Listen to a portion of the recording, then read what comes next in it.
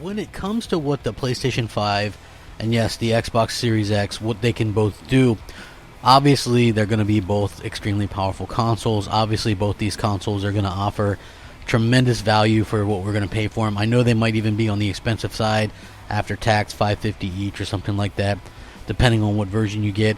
But I feel like truly that's going to be a value considering what we're going to be getting in return. I mean, to be able to purchase a PC that's going to be able to do like the 4K 60 frames, maybe 120 frames on some games with ray tracing, all that kind of stuff, would definitely cost a lot more than $500, $550. I can guarantee it, especially considering these consoles come with controllers. Yes, these controllers are $60, $70 in and of themselves. So, I mean, honestly, you're getting tremendous value for what you're going to actually put into it. But anyway, Sony and a developer are actually confirming some very incredible news that a lot of people thought wasn't going to happen. I'm happy to get into this.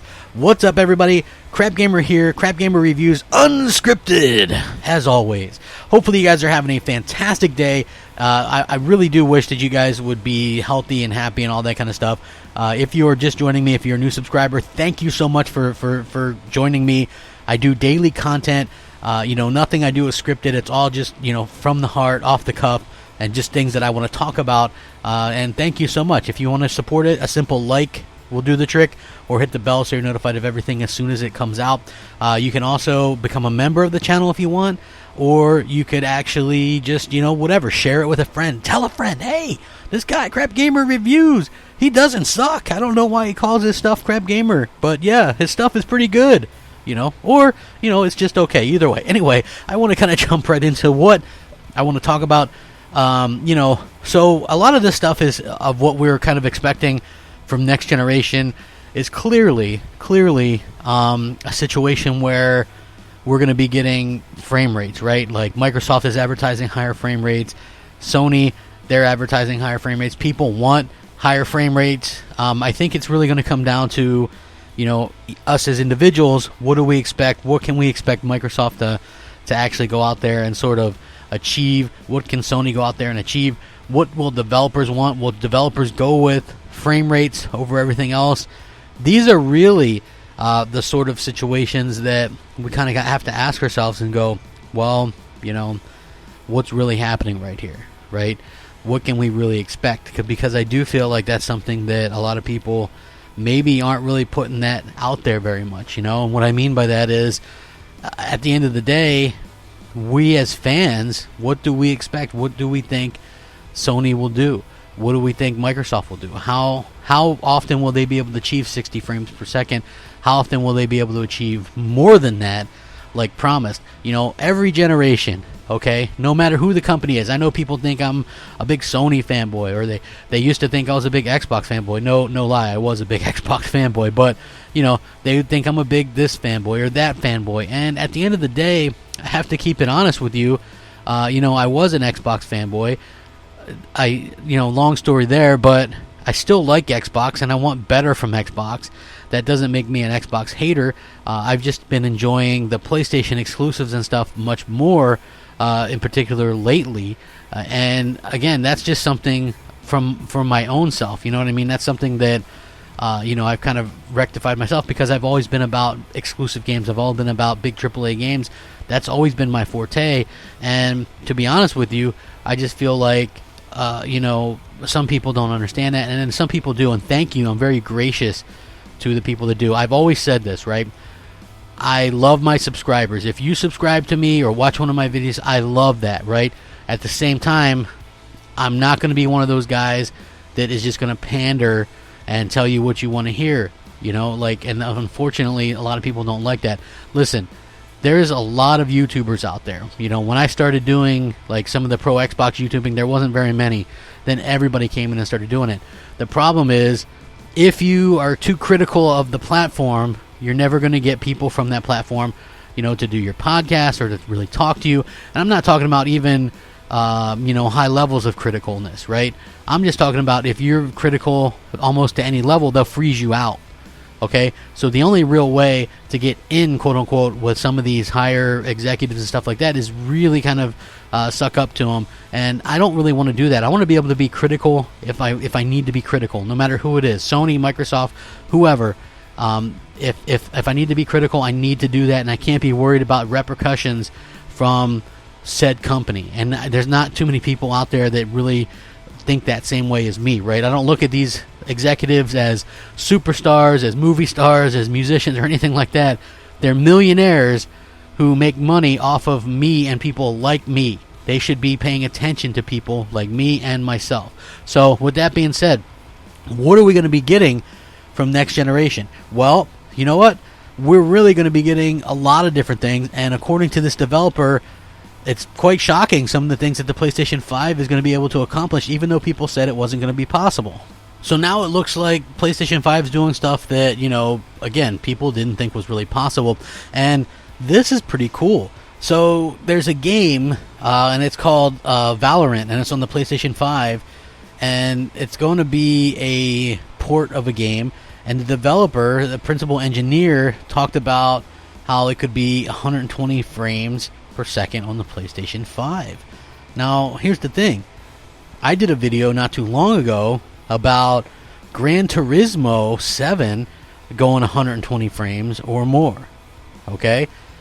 Again, this is something that a lot of people are sort of getting a hold of nowadays, right? A lot of people, for some reason, think that the PlayStation 5 won't be able to accomplish 60, 120 frames per second. It depends on the game. It depends on the developer. Now, the interesting thing here is, if Lockhart from Xbox is indeed real, then you're going to have a situation where that console won't be able to do 60 frames on things either. Like, think about that for a second. A 4 teraflop, 7.5 megabits or 7.5 gigs of memory for games. How is that going to accomplish 60 frames? If people are saying the PS5 can't do 60 frames. Again, and that Xbox would be the one that most people bought because it's going to be the cheaper one. Now, you might think that's good for Xbox, and maybe it is because maybe people go out and buy that version a lot. But at the same time, folks, I just have to remind you that, as far as I'm concerned, the PlayStation 5 is only slightly less powerful than the Xbox Series X and should be able to do pretty much things right on par with the Xbox Series X. You're looking at a 16 to 18% difference. That's not very big, and it's much more than just teraflops. I don't understand why people are so obsessed with teraflops. If you think about it, the Lockhart would be technically more powerful than the Xbox One X, despite it being 2 T-flops less. Okay, we're getting out of that point where teraflops really matter that much, but still, a Lockhart with that less memory and stuff would be a significant downgrade from the Series X or the PlayStation 5. So that would be sort of the low end of the spectrum, really low end of the spectrum. And at the end of the day, is that something that people are going to flock to? I don't really know yet. But anyway, this is what this developer in particular had to say about the PlayStation 5. In terms of performance, we believe getting Valorant running at 120 frames per second on next-gen consoles is an achievable goal. This is mostly thanks to the aggressive performance targets that Valiant initially set. During development, we put emphasis on hitting high frame rates and commonly used resolutions. Being able to push a 4K resolution at 120 Hz comes with its own set of challenges. Even with optimized render and low instruction count pixel shaders, rendering a large amount of pixels takes a significant amount of time. Technologies like variable rate shading could help us reach these targets, and we will be evaluating them for higher-end hardware and next-gen consoles in the future. So, obviously, this is something that they're going to be able to keep on working on, and will we be able to see sort of the dividends pay off in the future? I feel like it is something that we probably will see on the PlayStation 5 and the Xbox Series X, a situation where we can get 120 frames. But keep in mind that not many TVs support that. A lot of TVs only do the 60 hertz. So you might have to get a whole nother TV. I know I'm planning on getting a TV that supports 120 at least. Just because it's one of those things where if you're getting a high-end TV or a high-end console like the Series X or the PS5, and yes, trust me, both are very high-end consoles, you need a TV that can really showcase that, right? I'm just being real with you guys. Being real, you need a TV that can showcase that. So, again, That's going to be, you know, on us as fans, but I just do think it makes a lot more sense to actually go out and sort of get a TV that can really showcase what they can do. It is nice to sort of see this as well. You know, there's also a PS4 conversion for this game as well in the near future. I think that they could be doing something with cross-gen, but we do know, according to them anyway, the PS5 quite capable of 120 frames per second. Again, proving that there's not this huge gulf in differences in the technology, and I want people to sort of realize that and see that. The PlayStation 5 is very, very powerful. The way that some people talk about it is just really blows my mind. They act like it's like an Atari 2600 or something, when honestly that's not the case at all. It's really just a super powerful piece of machinery, and I know that there's fans and stuff out there that are smart enough to realize this. You know, that 16 to 18% difference isn't really going to do much in terms of like the multi-plats and stuff like that. And then when you come down to it, Sony has some of the best, some of the biggest developers in the world, and they always take full advantage of that hardware. I don't see that changing anytime soon. I will link this. You guys can check it out and let me know what you think. I always love doing these videos. I have a fantastic time with them. Please let me know what you think down below in the comments. Have a fantastic day. Stay safe, happy, healthy. Rack them up. I love the feedback. Hopefully you enjoyed spending some time with me today on this video. Rack them up. Crapgamer out. Unscripted.